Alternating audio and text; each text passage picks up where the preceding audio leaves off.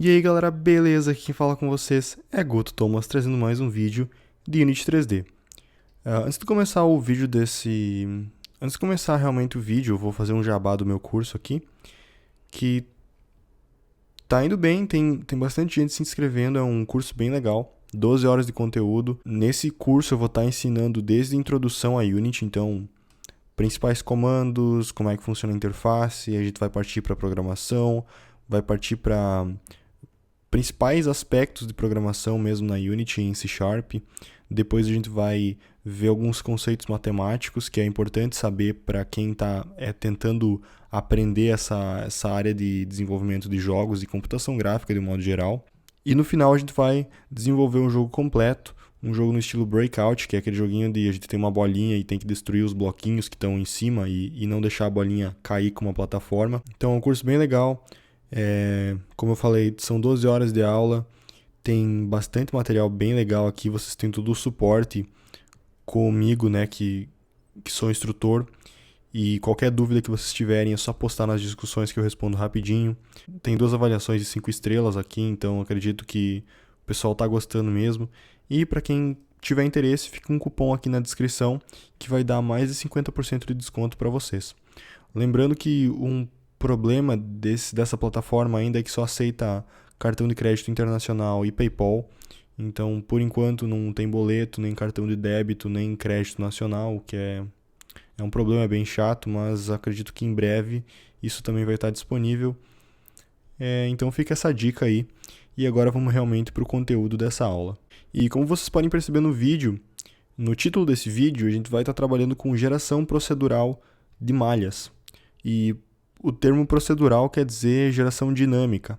Então a gente vai, em vez de, por exemplo, clicar aqui Game Object, 3D Object e criar um cubo dessa forma, a gente vai estar estudando como é que é a estrutura dessa geometria e a gente vai estar criando essa geometria de uma forma dinâmica via código. A gente não vai estar reproduzindo um cubo, a gente vai começar com coisas planas, com coisas mais simples, depois a gente vai evoluir basicamente uma estrada que a gente vai montar baseado em transforms. Então eu vou ter vários transforms e em cada um desses transforms eu vou criar um segmento de estrada, o que vai acabar criando então uma malha que vai de um ponto A até um B, passando por todos os outros transforms que estão no meio desse caminho. Mas antes da gente realmente começar a programar isso, eu preciso que vocês entendam como é que funciona a estrutura de uma geometria, não só na Unity, mas também em qualquer situação em computação gráfica que vocês vão encontrar. Então eu vou começar desenhando aqui um plano cartesiano, que eu acredito que seja a melhor forma da gente se situar. Aqui a gente tem o eixo Y e aqui o eixo X. Então, por exemplo, eu vou estar trabalhando aqui com um sistema, como eu falei, plano, uma geometria plana. E eu vou estar estudando como é que funciona um quad, que é basicamente um quadrado, e como a gente monta essa geometria em computação gráfica de uma forma geral. Então, para quem não sabe, uma geometria ela é o conjunto de vértices. O conjunto desses vértices, então, vai gerar triângulos. E o conjunto desses triângulos, então, vai gerar realmente a geometria completa. Então, realmente, o primeiro passo aqui é a gente estudar os vértices e ver como eles se organizam. Basicamente, se eu quiser, por exemplo, criar um quadrado, eu vou precisar montar 4 pontos no meu espaço, seja ele bidimensional ou tridimensional. Um quadrado é um conjunto de 4 pontos. Então, digamos que eu coloque um ponto aqui, um ponto aqui, um ponto aqui e um ponto aqui. Não vai ficar um quadrado perfeito, mas já vai dar a ideia. Então, cada um desses pontos, eles têm realmente uma posição no espaço, nesse caso 2D, mas no espaço do mundo, na Unity ou em qualquer programa que represente elementos tridimensionais. Então, eu vou tentar estabelecer coordenadas aqui, só para ficar mais fácil de visualizar. Para a gente poder realmente atribuir pontos e posições para esses elementos.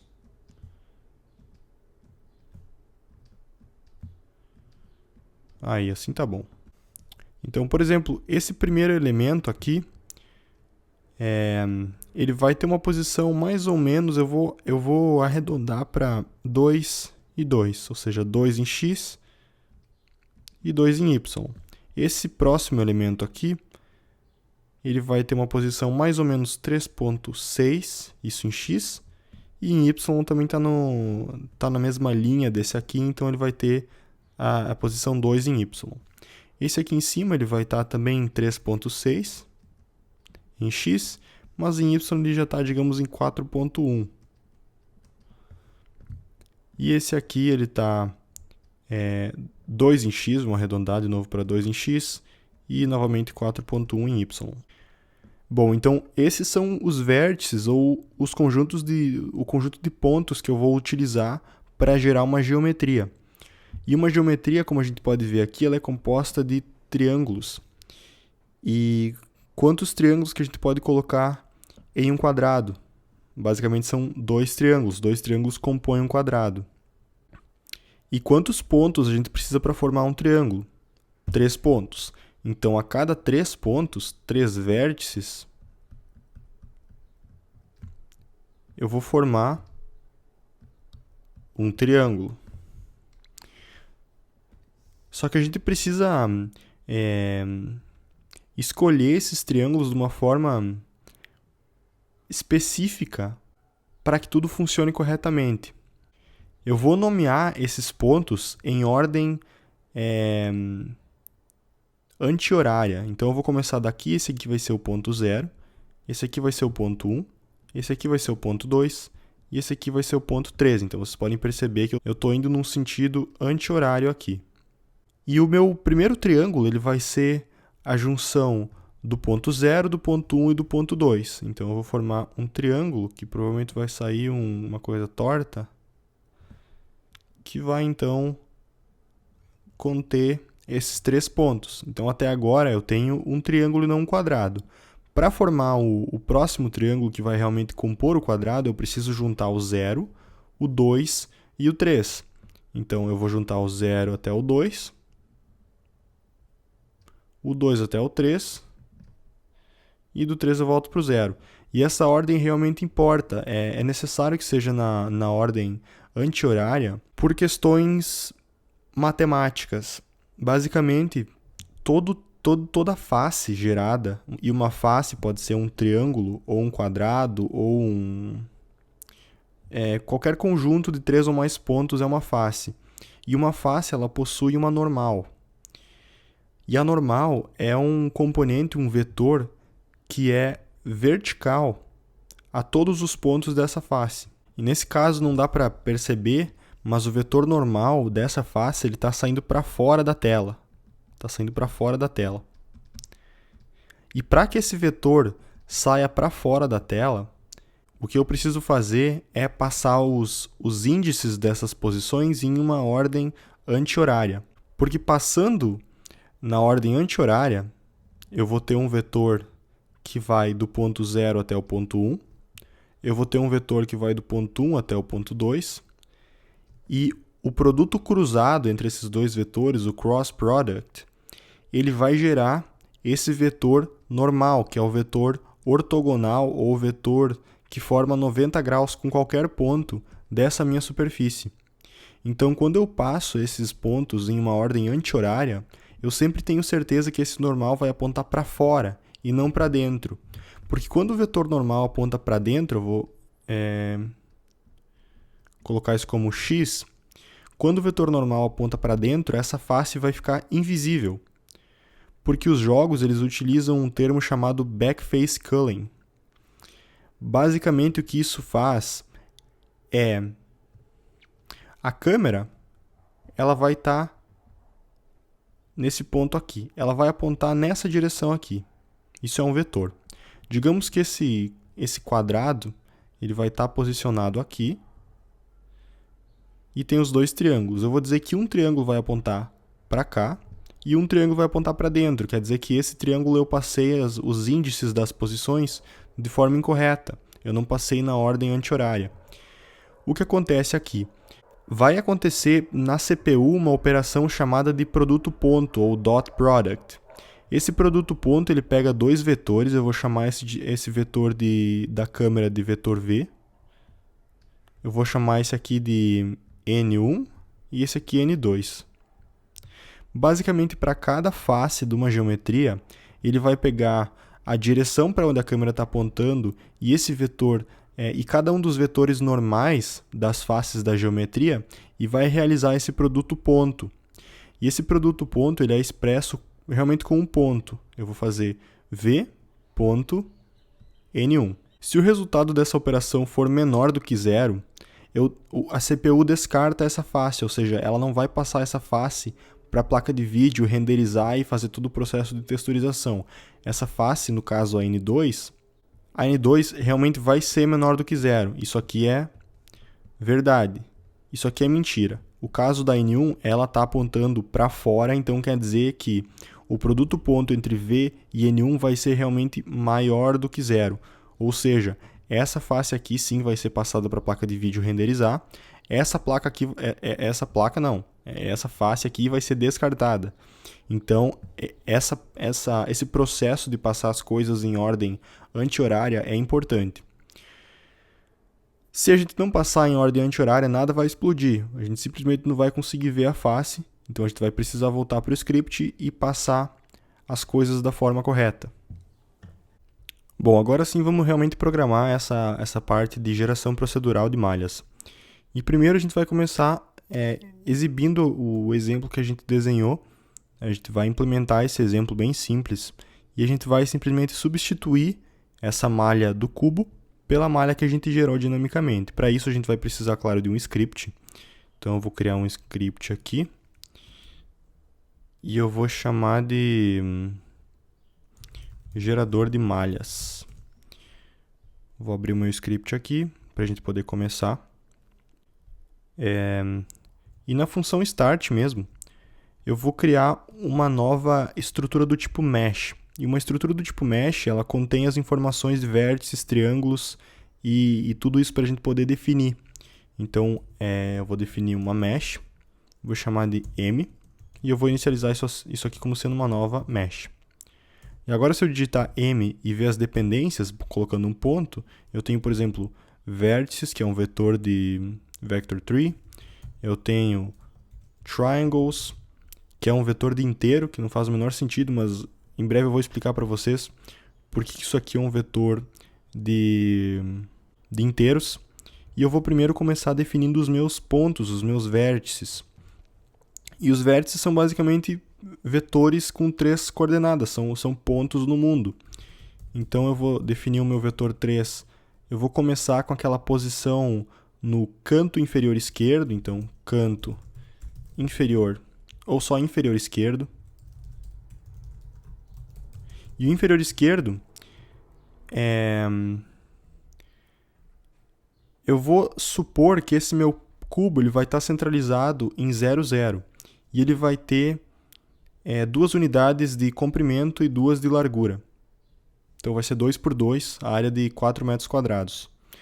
Então, para isso, o canto inferior esquerdo precisa ser menos 1 em x, ou seja, eu estou indo para a esquerda do meu plano cartesiano, e menos 1 em y, eu estou indo para baixo no meu plano cartesiano em y.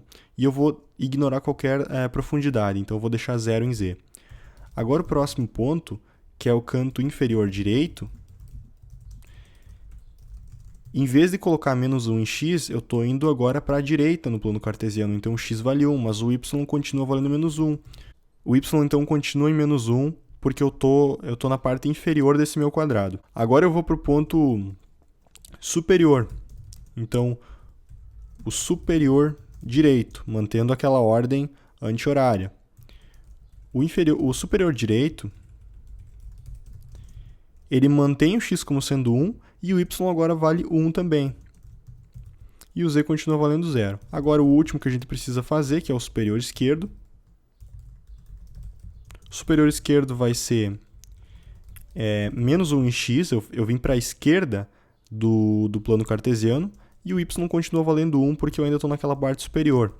E daqui a pouco, então, eu vou desenhar para vocês essa estrutura aqui para vocês entenderem melhor.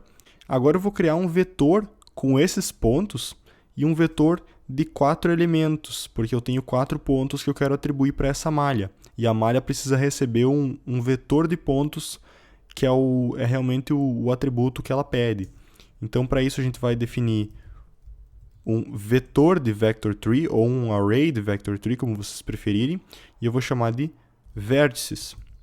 Esses vértices eles vão conter um total de 4 pontos. Então, dessa forma, eu consigo definir um array, eu consigo inicializar ele, dizendo que ele vai conter 4 pontos, e eu posso inserir entre chaves os pontos que ele vai conter. Então, o primeiro ponto, começando nessa ordem anti-horária, inferior esquerdo, inferior direito, superior direito e superior esquerdo. Lembrando de fechar as chaves e colocar um ponto e vírgula aqui para terminar o nosso comando. Então aqui eu defini esse vetor de vértices. Agora, se eu tentar colocar esse vetor de vértices na minha malha, dizendo m.vértices e atribuindo essa estrutura, esse array de vértices que eu acabei de criar, e eu tentar colocar essa malha como sendo a malha do objeto onde esse script está anexado, eu posso fazer isso acessando o componente Mesh Filter. Esse componente Mesh Filter que contém a malha que esse elemento vai renderizar. Então a gente acessa o getComponent Mesh Filter, acessa a mesh e seta a mesh como sendo m, que é a malha que a gente está desenvolvendo aqui na função start. Se eu voltar para Unity, então, se a gente não tem nenhum erro, eu posso atribuir esse gerador de malhas para o cubo. E se tudo funcionar, a gente não vai ver nada, porque a gente só definiu os vértices, e os vértices não têm nenhuma característica visual. A gente precisa de triângulos, que é o que realmente vai ser renderizado na tela. Então, se eu pressiono Play, eu vou só tirar a opção Maximize on Play aqui. Se eu pressiono Play, eu não vejo nada, mas eu percebo aqui que a malha alterou. Se vocês prestarem atenção aqui, eu estou com o cubo, mas se eu dou Play, eu posso ver que eu troquei para uma malha que aparentemente não tem nome. Então realmente está funcionando, mas a gente precisa definir os vértices que vão compor. E os vértices, vocês puderam perceber que é um vetor de inteiros.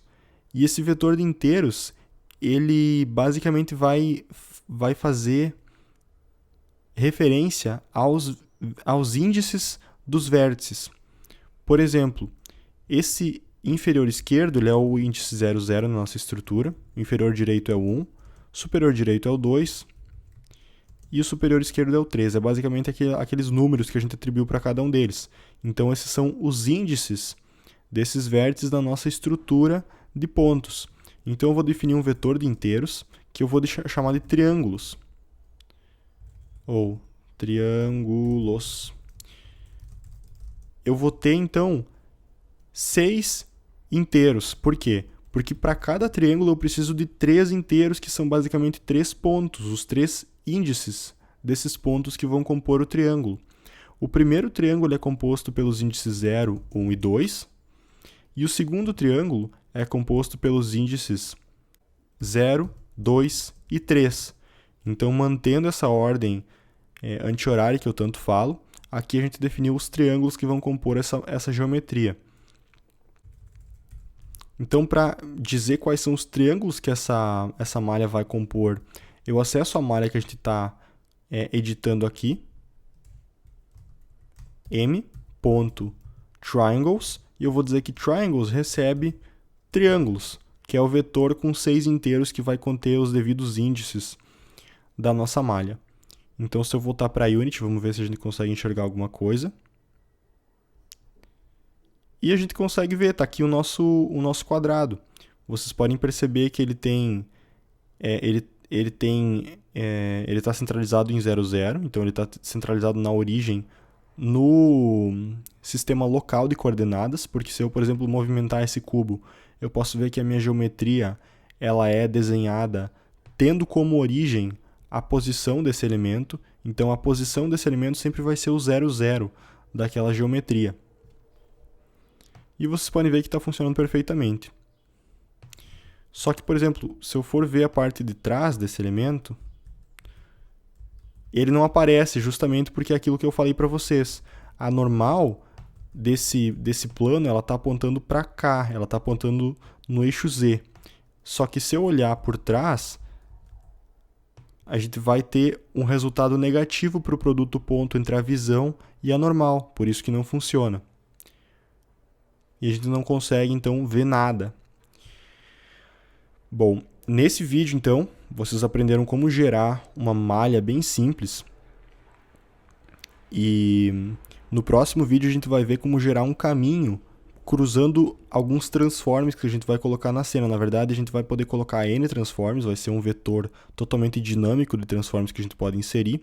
E a partir desses transforms a gente vai gerar um caminho.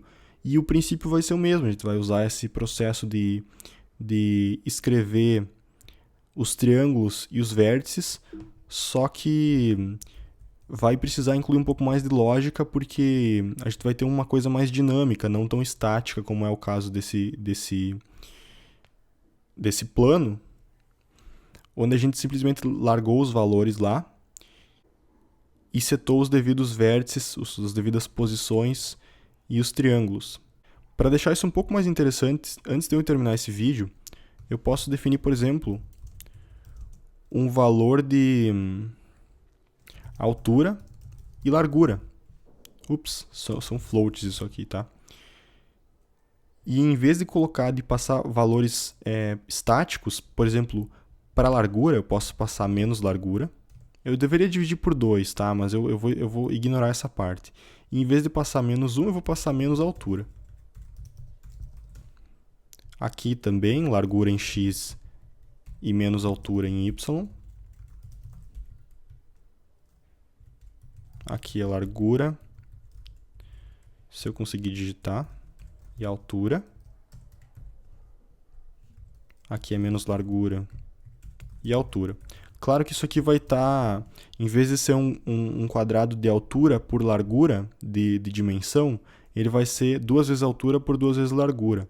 Porque eu estou começando em menos largura e estou terminando em mais largura. Eu deveria começar em menos largura sobre 2 e terminar em mais largura sobre 2. E se eu quiser fazer isso realmente, eu posso só multiplicar toda essa expressão aqui por meio. Então, realmente, eu vou trazer cada ponto para metade do valor dele, que foi definido aqui. Então, multiplicando cada posição por meio, eu trago ele para dentro por metade do valor. Então, se eu voltar para a Unity e não tiver nenhum erro, eu vou ter altura e largura. E se eu quiser, por exemplo, gerar um quadrado de 3 metros de altura por 5 metros de largura e pressionar play, está aqui. Largura 5, altura 3. Vamos, por exemplo, colocar altura 10 e largura 5. É isso que a gente tem. E está funcionando perfeito.